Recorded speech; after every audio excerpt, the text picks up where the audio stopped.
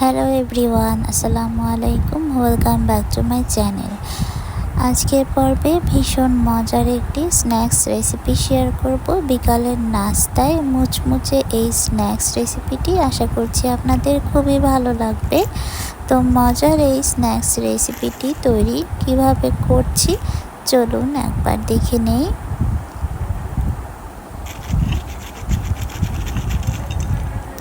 তো আপনারা যদি আমার চ্যানেলে নতুন হয়ে থাকেন তাহলে প্লিজ আমার চ্যানেলটি সাবস্ক্রাইব করে রাখবেন এবং পাশে থাকা বেল আইকনটি প্রেস করে রাখবেন। তো স্ন্যাক্সটা তৈরির জন্য প্রথমে এখানে আমি একটি ব্যাটার তৈরি করে নিব। আর এর জন্য এখানে আমি 2 টেবিল চামচ পরিমাণ চালের গুঁড়ি দিয়ে দিয়েছি, শুকনা চালের গুঁড়া। আর বেসন দিয়ে দিচ্ছি আমি 2 টেবিল চামচ পরিমাণ। বেসনটা দলা পেকে আছে, তাই আমি একটু ছাঁকনির সাহায্যে একটু ছেঁকে নিচ্ছি।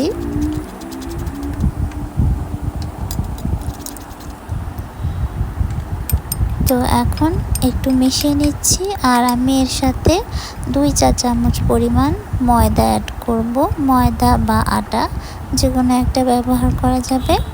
2 চা চামচ দিয়েছি। স্বাদ মতো লবণ দিয়েছি আমি। হাফ চা চামচ করে আদা রসুন বাটা দিয়েছি। আর হাফ চা চামচ করে হলুদ, মরিচ আর ধনিয়ার গুঁড়া দিয়ে দিয়েছি। তারপরে ভালোভাবে মিক্স করে নিচ্ছি। হাফ চা চামচ বেকিং পাউডার দিয়েছি, দিয়ে আবারও মিশিয়ে নিচ্ছি। তারপরে পরিমাণ মতো পানি দিয়ে একটা ঘন ব্যাটার তৈরি করে নিচ্ছি। বেগুনি বা আলুর চপ ভাজার সময় যেরকম আমরা একটা ঘন ব্যাটার তৈরি করি, ঠিক সেরকম ঘনত্বের একটা ব্যাটার তৈরি করে নিচ্ছি। ব্যাটারটা খুব বেশি পাতলাও হবে না, আবার অনেক বেশি ঘন যে তাও হবে না। তো এর মাঝে আমি কিছু ধনিয়া পাতা কুচি আর 1 চা চামচ সাদা তিল দিয়ে দিচ্ছি। এতে করে খুব সুন্দর একটা ফ্লেভার আসবে খাওয়ার সময়। আর একটু পানি দিয়ে আমি ব্যাটারটা তৈরি করে নিয়েছি। তো ব্যাটারটা তৈরি হয়ে গিয়েছে, এখন একটা সাইডে রেখে দিচ্ছি। তো এখানে আমি আরও একটি বাটি নিয়ে নিয়েছি। আর এখন এর মধ্যে আমি 2টা বড় সাইজের আলু নিয়েছি কুচি করে। আমি আলুগুলো গ্রেটার দিয়ে গ্রেট করে নিয়েছি। গ্রেটারের যে একদম ছোট ছোট ছিদ্র আছে না, সেই ছোট ছিদ্র দিয়ে আমি গ্রেট করে নিয়েছি। এতে করে খুব তাড়াতাড়ি সিদ্ধ হয়ে যাবে। আর এখানে আমি 2টা ডিম দিয়ে দিচ্ছি। আর দিয়েছি আমি কিছু কাঁচামরিচ কুচি, পেঁয়াজ কুচি, ধনিয়া পাতা কুচি।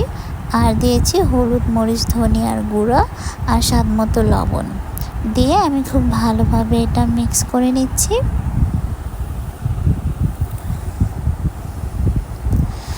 তো হাতের সাহায্যে ভালোভাবে মিশিয়ে নিয়েছি।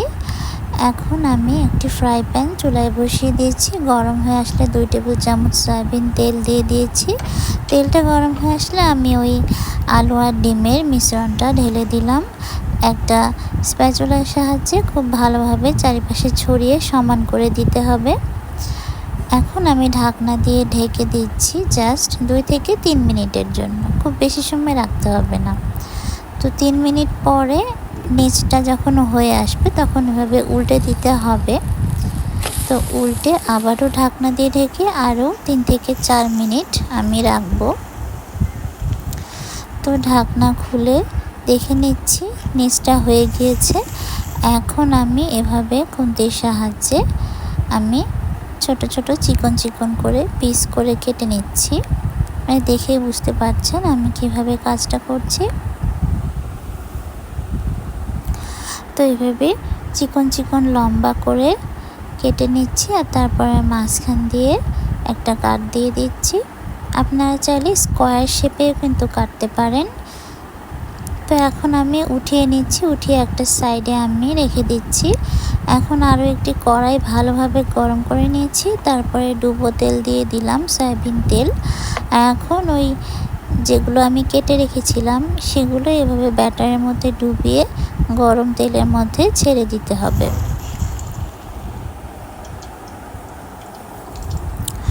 তো আমি এক এক করে ডুবিয়ে ছেড়ে দিচ্ছি তেলের মধ্যে। তো চুলার আঁচটা মিডিয়ামে রেখে এভাবে বাদামি রং করে আর একদম মুচমুচে করে ভেজে নিতে হবে। তো আমি ভেজে নিয়েছি, এখন তুলে নিচ্ছি। তো এভাবে করে আমি আরও এক ব্যাচ ভেজে নিচ্ছি। তো এক সাইড হয়ে আসলে এভাবে উল্টে দিতে হবে, আর সবগুলো সেমভাবে আমি ভেজে নিয়েছি। তো দেখতে পাচ্ছেন আমার স্ন্যাক্সটা বা নাস্তাটা কিন্তু তৈরি হয়ে গেছে। ভীষণ মজার মুচমুচে এই নাস্তাটা টমেটো সসের সাথে পরিবেশন করে নিয়েছি। তো বৃষ্টির দিনে বা এমনি সময় বিকালে এরকম একটি মুচমুচে স্ন্যাক্স থাকলে কিন্তু সন্ধ্যাটা একদম জমে যাবে। তো ভিডিওটি ভালো লেগে থাকলে লাইক করে দিবেন, কমেন্ট করে জানাবেন কেমন লেগেছে, আর আমার চ্যানেলটি সাবস্ক্রাইব করে চ্যানেলের সাথেই থাকবেন। সবাই খুব বেশি ভালো থাকবেন। আল্লাহ হাফেজ।